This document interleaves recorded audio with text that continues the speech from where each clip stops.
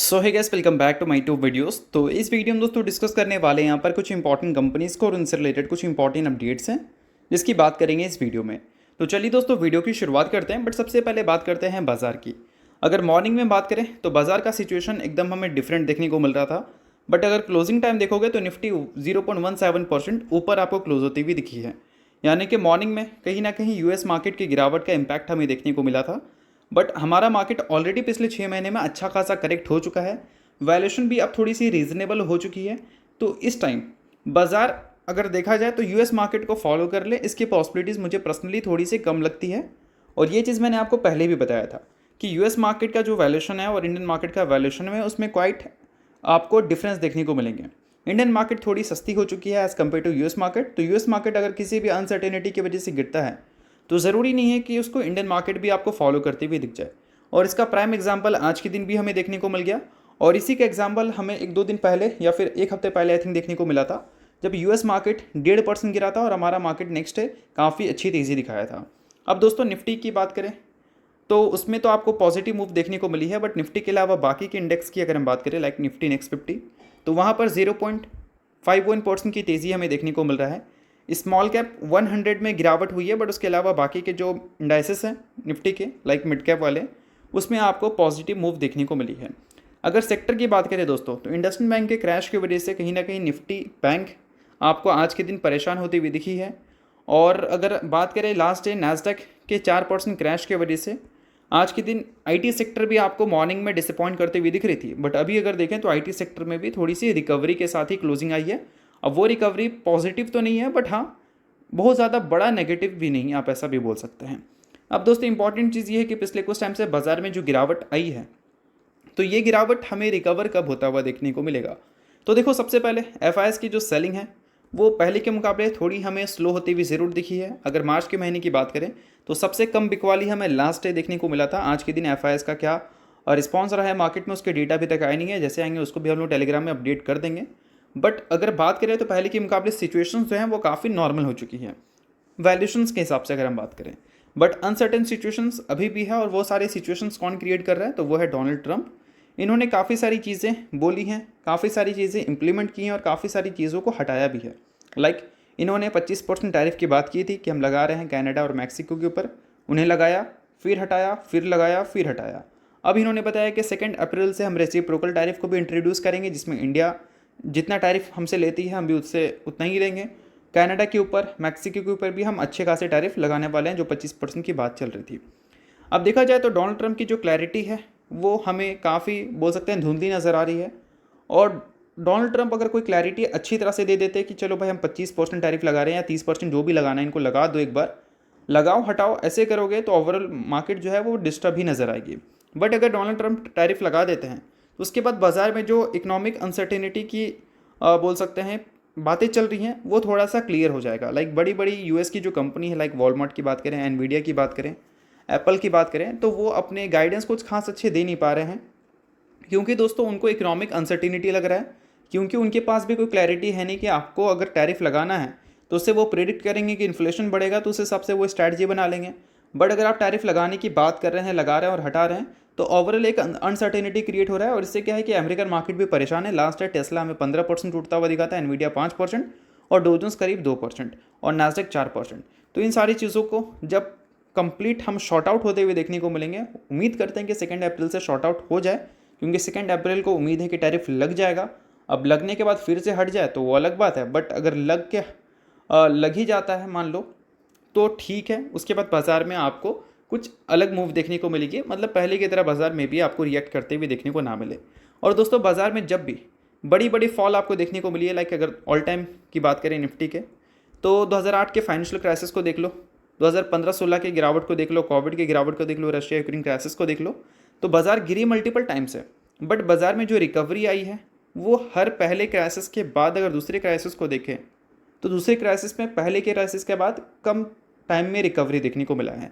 Like 2008 के financial crisis में जो टाइम लगा था उसको अगर कंपैरिजन करें 2015-16 की गिरावट से, तो 2015-16 में एक साल में रिकवर निफ्टी कर गई थी। और कोविड की बात करें तो वहाँ पर 6 महीने में निफ्टी रिकवर कर गई थी। रशिया यूक्रेन क्राइसिस में भी गिरावट आपको फटाफट रिकवर करता हुआ दिख गया था। तो सिचुएशंस अगर देखें तो डाउन ट्रेंड ज़रूर निफ्टी फॉलो कर रही है, बट काफ़ी जो डेटा है वो हमें यही बता रहे हैं कि अगर ये अनसर्टिनिटी क्लियर हो जाती है तो निफ्टी में या फिर मार्केट में रिकवरी आना कोई बहुत ज़्यादा बड़ी कॉम्प्लिकेटेड प्रॉब्लम्स में भी देखने को ना मिले। तो चलिए अब डिस्कस करते हैं कुछ कंपनीज़ को।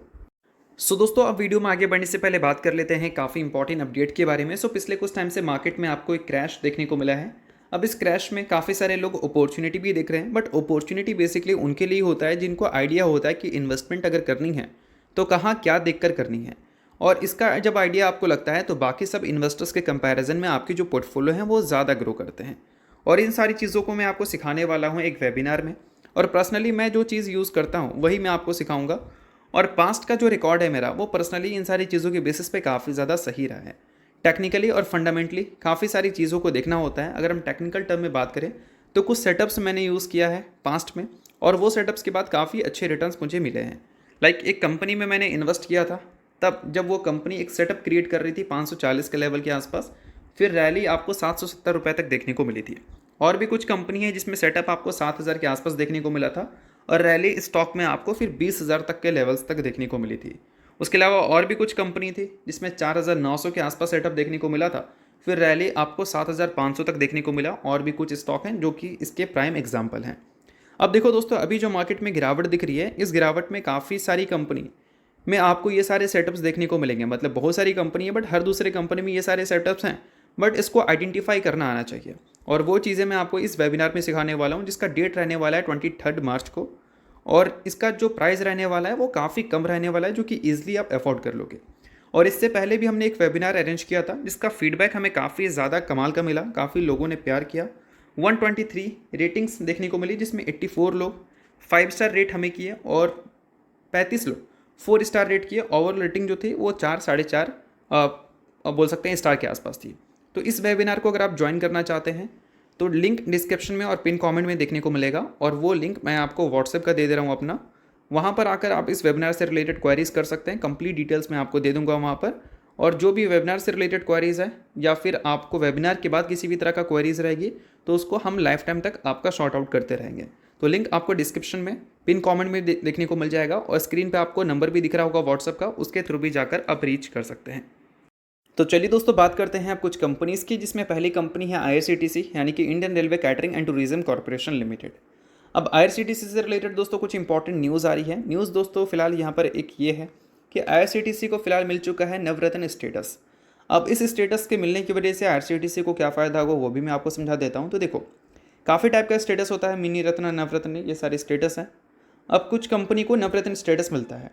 अब नवरत्न स्टेटस मिलने से पहले वो सारी कंपनी को अगर एक्सपैंड करना है तो विदाउट गवर्नमेंट अप्रूवल वो नहीं कर सकती। और नवरत्न स्टेटस जब आपको मिल जाता है तो काफ़ी सारे डिसीजंस आप ऐसे ले सकते हैं जिसके लिए आपको गवर्नमेंट की अप्रूवल की ज़रूरत नहीं होगी। जैसा कि आपको जॉइंट वेंचर क्रिएट करनी है, आप क्रिएट कर सकते हैं। आपको 1000 करोड़ तक कैपेक्स करना है, आप कर सकते हैं। इन्वेस्टमेंट्स करना है, कर सकते हैं, विदाउट गवर्नमेंट अप्रूवल। तो नवरत्न स्टेटस बेसिकली किसी भी PSU के ग्रोथ के लिए अच्छी साइन मानी जाती है। तो ये इस वजह से बीच में आपको IRCTC फोकस में भी रहती हुई दिखी थी। बट इन सारी चीज़ों को थोड़ा सा इग्नोर कर देंगे क्योंकि ये तो एक हफ्ते पहले की न्यूज़ थी। बट हम बात करेंगे IRCTC से रिलेटेड कुछ इंपॉर्टेंट पॉइंट्स के बारे में। 52 वीक हाई से लगभग 40% ये ऑलरेडी टूट चुका है। और इसके जो करंट प्राइस ट्रेडिंग मल्टीपल्स है, अगर पिछले 5 साल की बात करें तो जो लोएस्ट PE था इस कंपनी का, उसी PE के आसपास ये कंपनी का करंट PE अभी हमें देखने को मिल रहा है। मतलब करंट PE उस लेवल पे आ चुका है जहाँ से इसको हम बहुत ज़्यादा एक्सपेंसिव हम कंसिडर नहीं कर सकते हैं, और बहुत ज़्यादा अंडर वैल्यूड भी कंसिडर नहीं कर सकते। यहाँ से अगर ये नीचे जाता है तो हम इसको अंडर वैल्यूड बोलना शुरू करेंगे, बट यहाँ पर अगर रहता है तो फिर इसका जो वैल्यूएशन है वो ठीक है, बोल सकते हैं एक रीजनेबल जोन में आ चुका है। अब दोस्तों यहाँ से कंपनी मान लो अच्छे नंबर्स रिपोर्ट कर देती है तो फिर हम उम्मीद करेंगे कि स्टॉक थोड़ा अच्छा रिएक्ट करे, क्योंकि पिछले 1 साल में जो नंबर्स कंपनी ने दिखाई है अपने रेवेन्यू एंड प्रॉफिट में, वो नंबर बिल्कुल भी कंपनी के स्टॉक के वैल्यूएशंस को, मतलब पहले के जो वैल्यूएशन थे उसको जस्टिफाई नहीं कर पा रहा था। बट अभी रिसेंटली महाकूप हमें ऑर्गेनाइज होती हुई दिखी थी, और उसके इफेक्ट हमें इसके Q4 में देखने को मिल सकता है। यानी कि Q4 में ट्रेन से जुड़ी जो भी कंपनीज़ हैं, लाइक कैटरिंग कंपनीज़, आप बोल सकते हैं टूरिज़्म कंपनीज़, ये सारी कंपनीज़ बहुत ही ज़्यादा मोटा पैसा बना सकती है, क्योंकि ऑल ओवर इंडिया से लोग प्रयागराज को अटेंड किए थे, महाकुंभ को अटेंड किए थे मीन्स, और इसके लिए क्या है कि सबसे ज़्यादा जो प्रेफरेंस दिया गया था वो ट्रेन को ही दिया गया था। ऑब्वियसली बात है कि काफ़ी ज़्यादा भीड़ वगैरह के फ़ोटोज़ एंड वीडियोज़ हमने देखा था।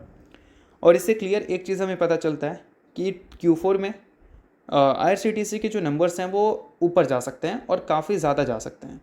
इंटरनेट टिकट बुकिंग दबा कर हुई है, मतलब कोई सीट खाली क्या होगा इसकी पॉसिबिलिटीज़ तो ज़ीरो है।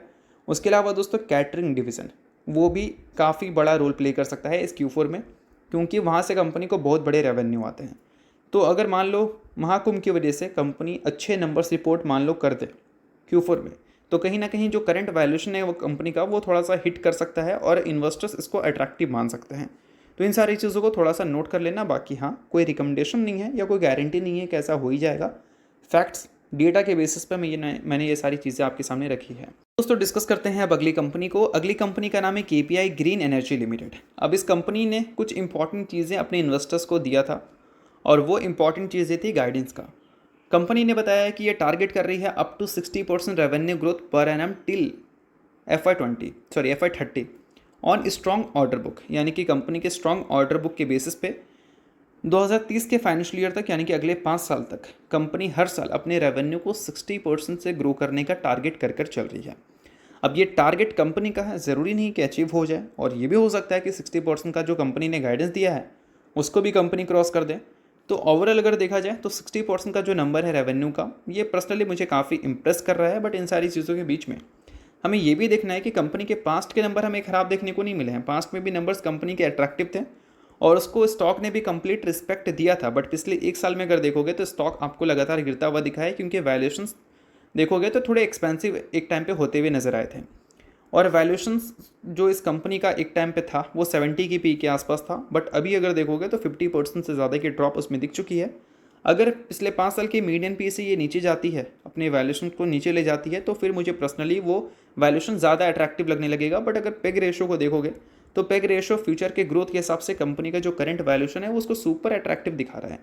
तो इन सारी चीज़ों को आप नोट डाउन कर लो। बट इन सारी चीज़ों के बीच में एक और पॉइंट मैं आपको ऐड करके देना चाहूँगा, और वो दोस्तों ये है कि इस कंपनी के प्रोमोटर्स जो 48.78% स्टेक्स ओन करते हैं, उसमें मेजॉरिटी स्टेक्स वो प्लेज कर रखे हैं, यानी कि गिरवी रखे हैं। और जब किसी कंपनी के प्रोमोटर्स स्टेक्स गिरवी रखते हैं तो उसको एक अच्छा पॉइंट नहीं दिया जाता, नेगेटिव पॉइंट्स की तरह कंसिडर किया जाता है। तो एज ए इन्वेस्टर सिर्फ अच्छे पॉइंट्स को देखना ज़रूरी नहीं होता, उसके साथ नेगेटिव पॉइंट्स को भी देखा करो ताकि आपको डिसीजन बनाने में ज़्यादा आसानी हो। FIS की एक्टिविटी देखोगे तो बीच में काफ़ी कमाल की थी, बट अभी देखोगे तो थोड़ी सी ड्रॉप उसमें देखने को मिली है। DIS की जो प्रेजेंस है वो पहले के मुकाबले थोड़ी स्ट्रांग हुई है, बट पब्लिक की प्रेजेंस थोड़ी सी बढ़ती हुई ज़्यादा दिखी है। और अभी रिसेंटली दोस्तों 25 फरवरी को कंपनी ने मध्य प्रदेश गवर्नमेंट के साथ भी एक MOU साइन किया था, जिसके बदले 1.8 गीगावाट रिन्यूएबल एनर्जी प्रोजेक्ट्स को डेवलप करने का ये कंपनी काम करती। तो ओवरऑल न्यूज़ वगैरह कंपनी ने अच्छी दे रखी है हमें, ऑर्डर से रिलेटेड भी अपडेट्स हमें देखने को मिलते हैं। बट वैल्यूएशन का ही खेल है, अगर वैल्यूएशन सही पकड़ लिए तो ही आपको इन सारी चीज़ों का बेनिफिट मिलेगा, अगर नहीं तो फिर आप लॉस करोगे। बट इस वीडियो में मैं आपको किसी भी तरह का बाय सेल या होल्ड रिकमेंड नहीं कर रहा हूँ, सभी चीज़ें एजुकेशन पर्पज़ के लिए, कोई भी इसको रिकमेंडेशन मत समझना। इसके अलावा दोस्तों बात करते हैं अगली कंपनी के बारे में, जिसका नाम है IREDA, यानी कि Indian renewable energy development agency limited. अब IREDA से रिलेटेड रिसेंटली एक न्यूज़ हमें सुनने को मिला था। न्यूज़ दोस्तों ये था कि IREDA का शेयर आपको फोकस में रहता हुआ दिखा था, क्योंकि RBI ने कैंसिल कर दिया था अप्रूवल किस चीज़ का, तो अप्रूवल ये था कि IREDA इक्विटी इन्वेस्टमेंट्स करने वाली थी और वो इन्वेस्टमेंट्स को वो फिलहाल खारिज कर दिया, यानी कि उसको मना कर चुकी है। अब देखो दोस्तों, नेपाल में 900 मेगावाट बोल सकते हैं रिन्यूएबल एनर्जी की जो डेवलपमेंट है वो होने वाली है, जिसके लिए IREDA ने इक्विटी इन्वेस्टमेंट्स के लिए रिक्वेस्ट डाली थी RBI को, और वो रिक्वेस्ट उन्होंने फ़िलहाल देखा जाए तो कैंसिल कर दिया था। फिर IREDA की तरफ से अपडेट हमें देखने को मिली थी कि वो प्लान कर रही है इसको रीसबमिट करने का, यानी कि फिर से रिक्वेस्ट मांगा जाएगा, क्योंकि कुछ टाइम पहले 10% स्टेक्स होल्डिंग को लेकर RBI ने अप्रूवल दे दिया था, और अभी उन्होंने रिजेक्ट जो किया है इन सारी चीज़ों को। IREDA के जो मैनेजमेंट है वो थोड़ा सा बोल सकते हैं देखकर सरप्राइज हो गए थे, इस वजह से उन्होंने बताया था कि हम रीसबमिट करने वाले हैं। बट दोस्तों अगर IREDA की बात करें तो ये रिन्यूएबल सेक्टर में फाइनेंसिंग का काम करती है, और इस सेक्टर में और भी काफ़ी सारी कंपनीज़ हमारे पास हैं। अब देखा जाए तो फाइनेंसिंग कंपनी हमारे पास है काफ़ी सारी, लाइक IRFC की बात करें या फिर IREDA की बात करें। बट अगर वैल्यूशंस के हिसाब से देखें तो सबसे एक्सपेंसिव वैल्यूशन पे फिलहाल तो IREDA है। बट मुझे पर्सनली लगता है कि अगर IREDA को अभी हम एक्सपेंसिव कंसिडर कर रहे हैं तो उस हिसाब से हम IRFC को बहुत एक्सपेंसिव कंसिडर करेंगे, ऐसा हमें लगता है। क्यों?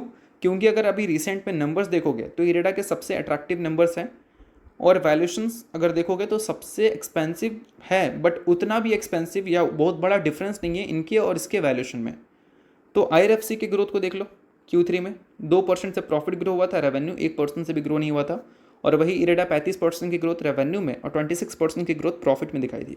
मतलब पीयर्स के हिसाब से अगर हम देखें, पीयर्स तो नहीं बोल सकते, मतलब फाइनेंस कंपनीज के हिसाब से देखें तो इरेडा जो है वो थोड़ी सी एक्सपेंसिव है, बट ग्रोथ इसको एक्सपेंसिव नहीं दिखा रहा है। अब IRFC के जो ग्रोथ है वो इस कंपनी के जो वैल्यूशन है वो ज़रूर थोड़ी सी एक्सपेंसिव दिखाता है। तो इन सारी चीज़ों को नोट कर लो कि अच्छे वैल्यूशंस पे भी इरेडा फिलहाल आपको आती हुई दिख रही है। मतलब 50% से ज़्यादा का जो ड्रॉप है वो ड्रॉप कंपनी को थोड़ा अट्रैक्टिव जोन पे ला चुका है। तो चलिए दोस्तों डिस्कस करते हैं अगली कंपनी को, जो कि आज के दिन स्टॉक स्प्लिट का एडजस्टमेंट दिखाई है, और वो एडजस्टमेंट था 1:5 के रेशो के हिसाब से। अब दोस्तों नाम है कंपनी का IOL chemical and pharmaceuticals limited. So अगर आप इस कंपनी के इन्वेस्टर हैं तो इस न्यूज़ को नोट डाउन कर लो कि आज के दिन स्टॉक में क्यों गिरावट हुई, क्योंकि स्प्लिट एडजस्टमेंट हमें देखने को मिला है 11 मार्च यानी कि आज के दिन। बट ये जो एडजस्टमेंट थी वो आपकी लॉस नहीं थी, वो नंबर ऑफ एक्स्ट्रा शेयर्स जैसे आपके डीमैट अकाउंट में क्रेडिट होंगे तो जो भी आपको आज के दिन लॉस दिख रहा है वो एक्चुअल में देखा जाए तो लॉस नहीं है। इन्वेस्टमेंट आपका कम इसलिए दिख रहा है क्योंकि शेयर्स की जो वैल्यू है वो कम हो गई है, बट एक्स्ट्रा शेयर्स जैसे आपके डीमैट अकाउंट में क्रेडिट होंगे तो लॉस आपका नॉर्मल हो जाएगा। तो चलिए दोस्तों ये सारे कुछ इंपॉर्टेंट अपडेट थे कुछ इंपॉर्टेंट कंपनी से रिलेटेड जिसकी बात की हमने इस वीडियो में। होप करता हूँ वीडियो आपको अच्छा लगा होगा। वीडियो लाइक कीजिए, पहली बार सब्सक्राइब कीजिए। वीडियो के लिए बहुत बहुत शुक्रिया।